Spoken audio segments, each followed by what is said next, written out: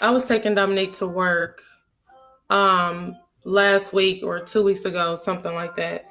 Um I don't know, I don't remember. Time just been going by, so I don't remember now. It's a 40-minute drive and it was 4 o'clock in the morning. I do remember that part. But I was taking Dominique to work, and when we go to his job, you have to take this road called Davidson Road. You got to take that road there and back. And the further you go down Davidson, the further you go away from the city, which means the further you go away from the street lights. And on the way there, I didn't notice because I was having a simple conversation with Dominique, but I noticed that on the way back, it's so dark, you can't see anything. You can only see in front of you. You can't see behind you. And I was driving and I was thinking like, wow, you know what I'm saying? Like that's how it should be in our real lives. You know, sometimes we spend a lot of time looking behind us. We can't see where we're going. We can't see the destination God has laid out for us because we too busy looking back.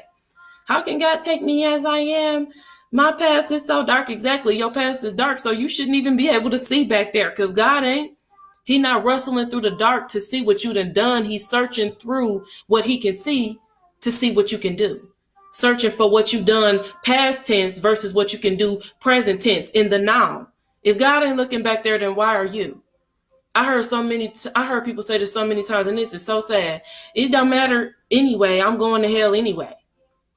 You thinking that because you stuck on something you used to do, something you used to be, the way you used to talk, the way you used to think. Stop limiting yourself. You limiting yourself to one being, one person. No, we are not worthy of God. We're not worthy of heaven. We're not worthy of life. That's the truth. The truth is we're not worthy at all. And that's reality. That's the truth. We are, and you know what? We called to tell each other the truth, just like it say in Ephesians 4. And just like when Jesus was going around talking to everybody, he didn't sugarcoat nothing. He told you what you were and he told you what you weren't.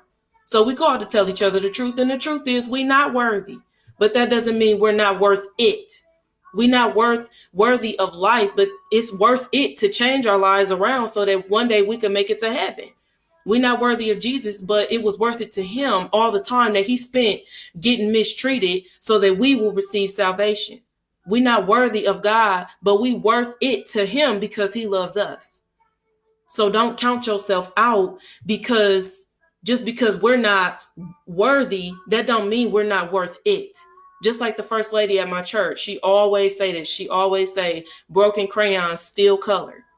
You are worth whatever God say you are worth. And God said you were worth his own son named Jesus, who came and was spat on, kicked, punched, whipped, laughed at, and carried a wooden cross up a hill called Calvary so that we could go where he had already been, so that we could receive something he already had, so that we could know the secrets that he already knew. And that secret was joy. That secret was salvation. And we were worth that. We may not have been worthy of it, which is something we'll never be able to understand, but to God, we are worth it. So don't limit yourself to hell. Don't limit yourself to this world, because the God that I serve is much bigger than hell. He's much bigger than this world. He's much bigger than the past that you allow to hold you in bond. And you know what I cannot stand? I cannot stand when we allow ourselves to be chained to our past. If we tattoo our past on our back, then that becomes who we are.